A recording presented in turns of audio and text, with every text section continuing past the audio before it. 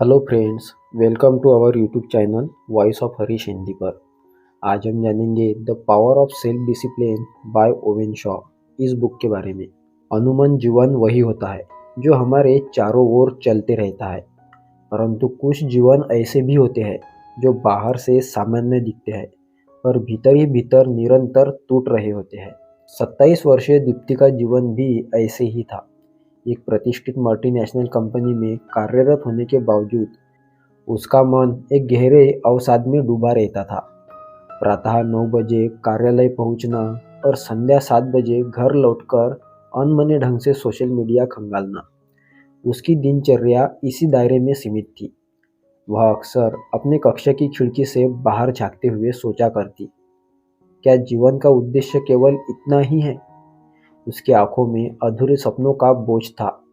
लक्ष्य निर्धारित थे, परंतु उन्हें पाने का साहस, अनुशासन और निरंतरता का भाव उससे कोसों दूर था।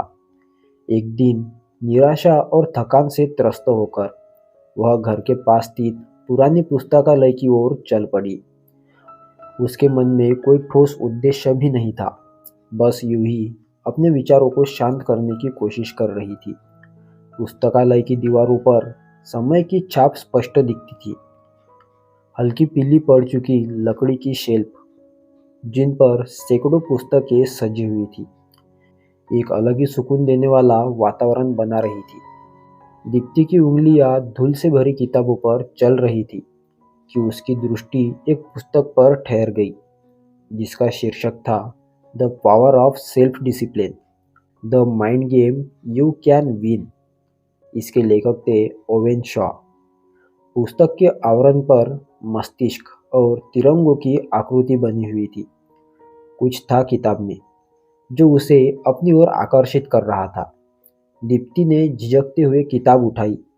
उसने पन्ने पलटे और वही कुर्सी पर बैठकर पढ़ना आरंभ कर दिया। प्रारंभिक अध्याय में लेखक ने कहा था, आपका जीवन आपके नियंत्रण में ही है। यदि आप इसे ढालना नहीं सीखते तो परिस्थिति आपके जीवन को अपनी इच्छानुसार मोड़ देंगी। इन शब्दों ने दीप्ति के भीतर कुछ झकझोर दिया।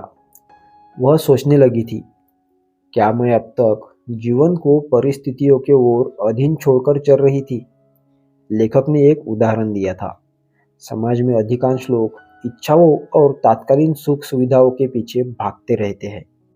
वे उन क्षणिक आरामों को प्राथमिकता देते हैं जिनका दीर्घकालीन परिणाम शून्य है। लेकिन सफल व्यक्ति वही होते हैं जो कठिन परिश्रम और आत्म अनुशासन की शक्ति को अपनाते हैं। वे तत्कालीन सुखों को त्याग कर अपने लक्ष्यों की ओर स्थिरता से बढ़ते हैं। यह उदाहरण दीप्ति के जीवन पर सटीक बैठता था। वह अक्सर कार्य से लौटने के बाद व्यायाम करने की योजना बनाती थी, किंतु आलस्य के चलते मोबाइल स्क्रीन में डूब जाती थी। उसके लक्ष्य निर्धारित होते, लेकिन उन्हें अमल में लाने का साहस उससे छूट ही जाता। पुस्तक में आगे बढ़ी और दीप्ति को एक पंक्ति ने पुनः रोक दिया, मोटिवेशन आपको आरंभ करवा सकता है, किंतु सेल्फ डिसिप्लिन आपको वहां तक पहुंचा सकता है। वह सोचने लगी, क्या मैं हर बार प्रेरणा की प्रतीक्षा करती रही? क्या इसलिए मैं अपने लक्ष्यों तक नहीं पहुंच सकी? लेखक ने समझाया कि प्रेरणा क्षणिक होती है। वह अक्सर हमारे भावनात्मक उतार चढ़ाव पर निर्भर करती है, किंतु अनुशासन वह शक्ति है जो आपको भावना के विपरीत भी कार्य करने के लिए प्रेरित करती है। जब मन कहे कि आज मत करो, तब अनुशासन कहता है, यही करना अनिवार्य है। दीप्ति ने अनुभव किया कि यही उसकी सबसे बड़ी कमी थी। वह अपने कार्यकलापों को मनोदशा के अनुसार करती थी, अनुशासन के अनुसार नहीं। जब उत्साह होता तब वह योजना बनाती, जब मन उदास होता तब सब कुछ छोड़ देती। पुस्तक ने दीप्ति को यह भी सिखाया कि आत्म अनुशासन केवल शारीरिक नहीं बल्कि मानसिक प्रक्रिया भी है। लेखक ने लिखा, यदि आप अपने मस्तिष्क को प्रशिक्षित नहीं करेंगे तो वह आपको नियंत्रित करेगा।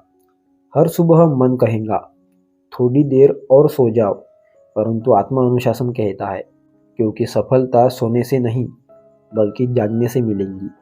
दीप्ति ने समझा कि सफलता और विफलता के बीच यही अंतर होता है, मन की सुनना या अनुशासन की। लेखक ने मानसिक थकान और आधुनिक डिजिटल युग की डिस्ट्रैक्शंस इकोनॉमी की भी चर्चा की। उस दिन पुस्तकालय से घर लौटते समय दीप्ति के हाथों में वह पुस्तक थी और मन में एक नया संकल्प। अगले दिन प्रातः 5 बजे उसने पहली बार बिना अलार्म बंद किए उठने का साहस किया। उसने अपने कार्यों की योजनाएं भी बनाई और आत्म अनुशासन का पाठ भी सीखा। कंसिस्टेंसी इज द की। निरंतरता ही सफलता का द्वार खोलती है। प्रत्येक दिन भले ही छोटा कदम क्यों न हो, लक्ष्य की ओर बढ़ना अनिवार्य है। प्रारंभ के 3 दिन उत्साहपूर्ण रहे, परंतु चौथे दिन वही आलस्य पुनः लौट आया। मन कहने लगा, आज छोड़ दो, कोई फर्क नहीं पड़ेगा। तभी उसने पुस्तक के एक पृष्ठ पर लिखा वाक्य याद किया था, जब आपका मन कहे मत करो, वही क्षण है जब करना अनिवार्य होता है। उसी क्षण आप अनुशासन और हार के बीच निर्णय लेते हैं। दीप्ति ने स्वयं को झकझोरा और अपने लक्ष्य के पथ पर डटी रही।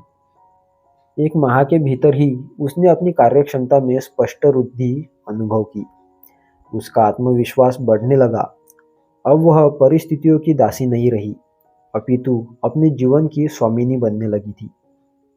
उसने समझ लिया था कि आत्म अनुशासन केवल एक गुण नहीं, जीवन जीने की एक कला भी है।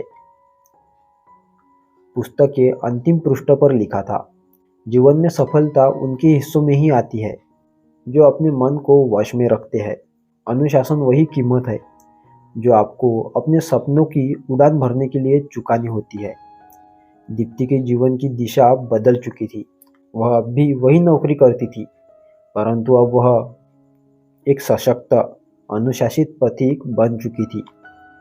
वह जान चुकी थी, self discipline is the bridge between goals and accomplishments.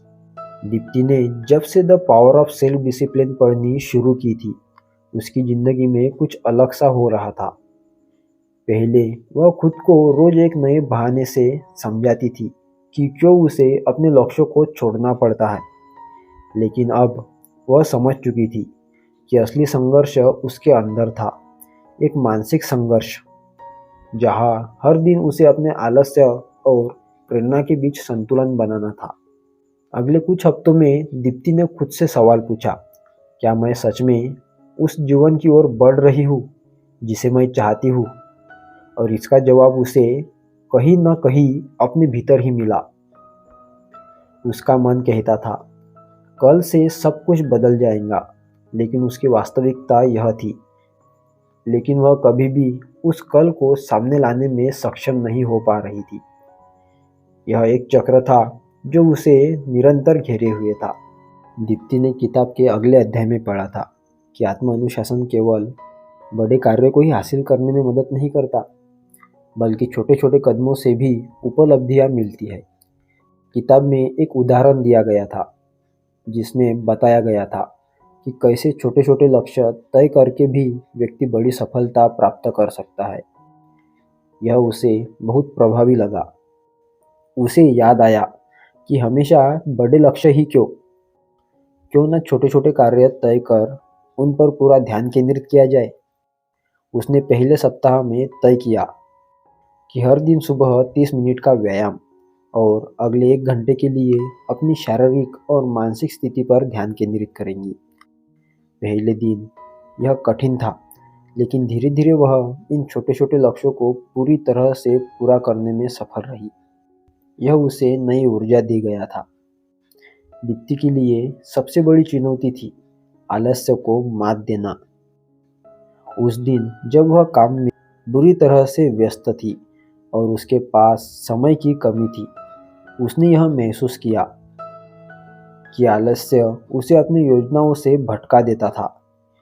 फिर उसने किताब में एक महत्वपूर्ण वाक्य पढ़ा था, true discipline comes when you do what you need to do even you don't feel like it. इस वाक्य ने दीप्ति को आत्ममंथन करने पर मजबूर कर दिया। वह जान चुकी थी कि सिर्फ अच्छे दिनों में ही उसे काम करने की आवश्यकता नहीं है।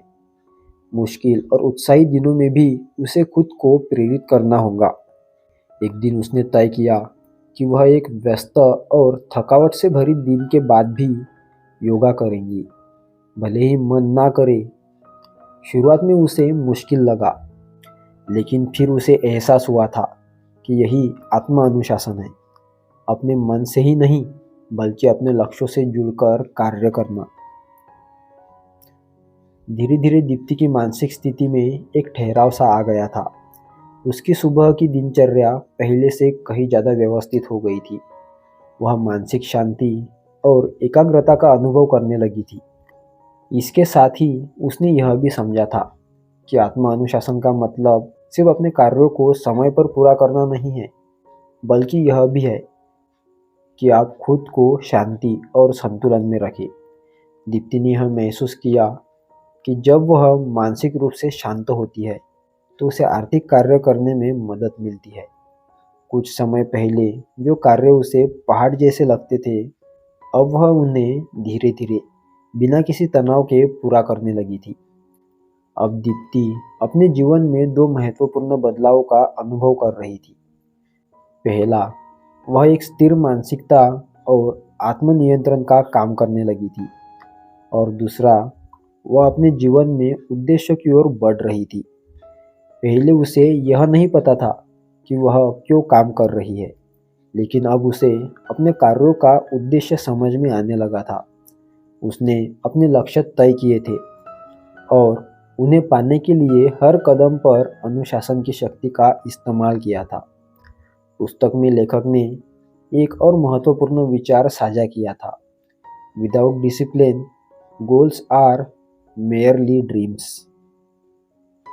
यह वाक्य दीप्ति के जीवन में गहरी छाप छोड़ गया।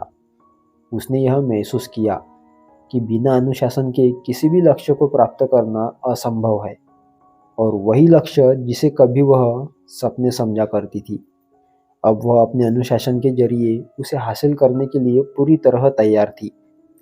हालांकि दीप्ति ने आत्म अनुशासन को अपनाया था, लेकिन यह रास्ता पूरी तरह से सरल नहीं था। कभी कभी जब जीवन में कुछ अप्रत्याशित घटित होता, जैसे ऑफिस में काम का दबाव बढ़ना या व्यक्तिगत समस्याएं आना, तब उसे संदेह होने लगता था।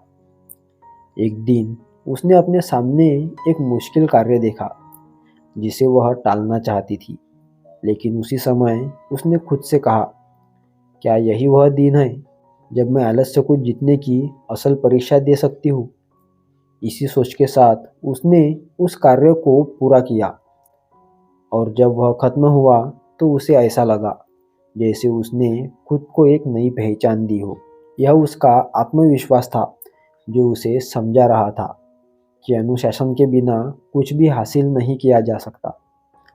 कुछ महीनों के बाद दीप्ति ने अपनी जिंदगी में काफ़ी बदलाव देखा। उसके कार्यक्षेत्र में उसका प्रदर्शन बेहतर हो गया था। साथ ही उसने अपने व्यक्तिगत जीवन में भी संतुलन पाया था। आत्म अनुशासन की शक्ति ने उसे अपने लक्ष्यों तक पहुंचाया था। अब वह जान चुकी थी कि सफलता बाहरी परिस्थितियों पर निर्भर नहीं करती, बल्कि यह आपके भीतर की शक्ति पर भी निर्भर करती है। उसने खुद को एक ऐसे व्यक्ति में बदला था जो पहले अपने लक्ष्यों से ज़्यादा अपने आलस्य को प्राथमिकता देता था, और अब वही व्यक्ति अपने लक्ष्यों की ओर पूरी तरह से समर्पित था। दीप्ति का जीवन अब एक नई दिशा में चल पड़ा था, जहां हर दिन उसका मन और शरीर एक लक्ष्य की ओर कार्य कर रहे थे। अंत में दीप्ति ने अपने अनुभवों को संक्षेप में समझा: self discipline is the key to success. When you master your mind, you master your life. Deepti का जीवन अब एक संतुलित गति में चलने लगा था। उसके दिन अब योजनाबद्ध होते थे। वह सुबह जल्दी उठती थी, नियमित व्यायाम भी करती थी, नाश्ते के समय अखबार पढ़ती थी और अपने काम पर समय से जाती थी। उसके चेहरे पर आत्मविश्वास झलकने लगा था। वह अपनी जिम्मेदारियों को अच्छे से निभा रही थी। जिन सहकर्मियों के बीच वह पहले ही अदृश्य सी हो जाती थी, अब वही लोग उससे सलाह लेने लगे थे। जीवन में अनुशासन का यह प्रभाव देखकर वह स्वयं भी आश्चर्यचकित थी। किंतु जीवन हमेशा सीधी रेखा में नहीं चलती।